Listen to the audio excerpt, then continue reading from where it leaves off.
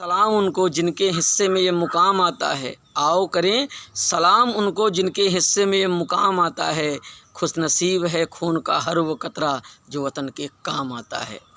इन्हीं पंक्तियों के साथ सादर नमन करता हूँ देश के स्वतंत्रता संग्राम में अपने प्राणों की बल देने वाले ज्ञात अज्ञात लाखों करोड़ों शहीदों और स्वतंत्रता संग्राम सेनानियों को। प्रिय विद्यार्थियों और देशवासियों, आप सभी को विजय प्रकाश भारती की ओर से 74वें स्वतंत्रता दिवस की हार्दिक शुभकामनाएं। जैसा कि आप सभी को पता है कि भारत एक धर्मनिरपेक्ष पंथनिरपेक्ष राष्ट्र है जिसमें सबको समानता का अवसर प्राप्त है।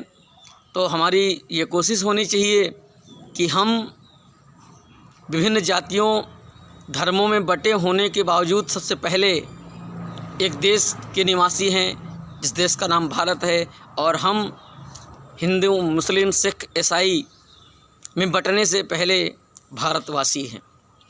तो हमारी ये कोशिश होनी चाहिए कि हम अपने देश के प्रति, उसके कानून के प्रति अपने उत्तरदायित्व को लेकर के कर्तव्यनिष्ठ रहें और कोशिश करें कि हम देश की उन्नति में अपने प्रतिभाग कर सकें और अपना योगदान दे सकें।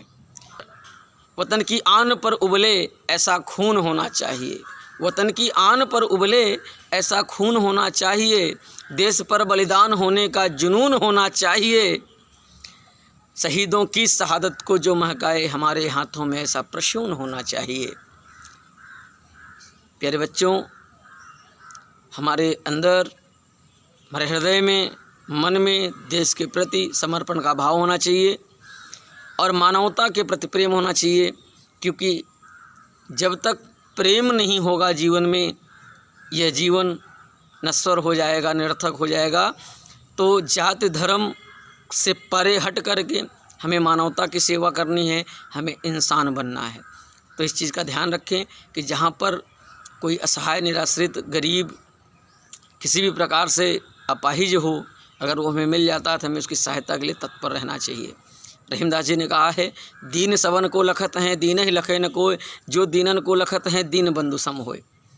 कि जो असहाय होता है, निराश्रित होता है, वह सबको बड़ी उम्मीद भरी निगाह से देखता है, लेकिन उसे कोई नहीं देखता है।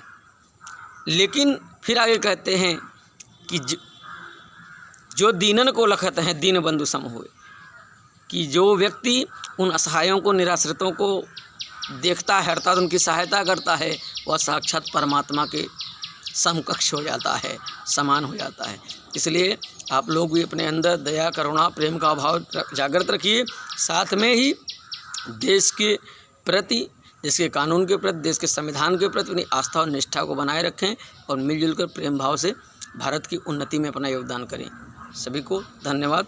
फिर एक बार यही कहूँगा कि स्वतंत्रता दिवस की हार्दिक शुभकामनाएं, और आप लोग स्वस्थ रहें, मस्त रहें, मुस्कुराते रहें।